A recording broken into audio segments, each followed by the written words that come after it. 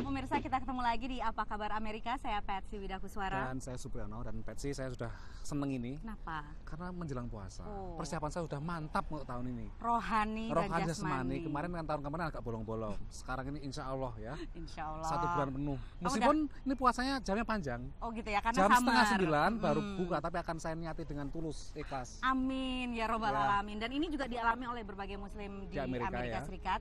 Dan memang minggu kemarin juga banyak kasus yang menjadi perhatian warga muslim Amerika ya pria. Positif atau negatif? Yang pertama yang positif dulu apa ini? Yang positif dulu itu ada satu keputusan dari Supreme Court. Mahkamah Agung, fungsinya sama seperti Mahkamah Konstitusi ya di Indonesia, yaitu penentu kata terakhir hukum kasus di Amerika. Hukum ya? Naik banding, terakhirnya ujungnya di Mahkamah Agung. Yang memenangkan kasus Samantha Ilov, ini adalah seorang perempuan muda muslim menggunakan jilbab yang melamar pekerjaan menjadi penjaga toko di toko apa itu? Abercrombie and Fitch. Oh, itu anak muda itu dan trendy gitu seksi, bajunya gitu. apa segala macam, dan kemudian sama pemilik tokonya ditolak lamaran tersebut meskipun dia ini konon qualified.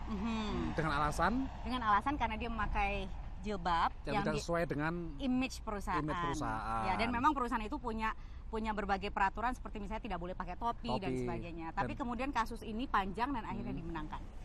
Jadi memenangkan karena dianggap, kalau nggak salah saya dengar ya, diskriminasi, dan diskriminasi di Amerika itu kan memang dilarang, dan ini bagian dari Undang-Undang Civil Rights sebenarnya, hak sipil tahun 1964 yang melarang diskriminasi berdasarkan agama, warna kulit, ras, orientasi seksual juga akhirnya dan lain-lain gitu sekarang ya gitu ya.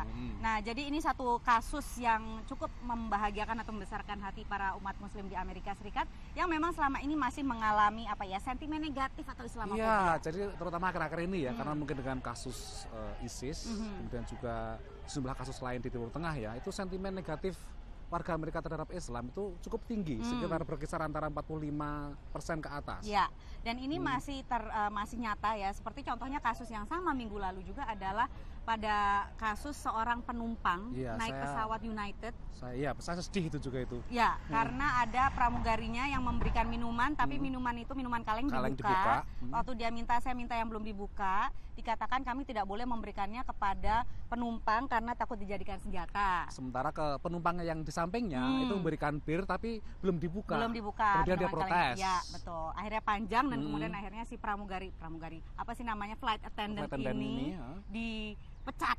Tidak boleh melayani penumpang lagi. Jadi kasus-kasus seperti ini memang masih ada, dan kalau kita lihat statistik juga ternyata pandangan warga Amerika terhadap kelompok muslim itu kurang lebih sama seperti mereka memandang kelompok ateis. Jadi tidak terlalu ramah ya. Padahal kan sebenarnya kan sejak 9/11, sejak 2011 itu kan baru satu ya, sudah banyak usaha dilakukan oleh warga muslim, pemimpin Islam di Amerika untuk bagaimana supaya citra Islam itu lebih positif.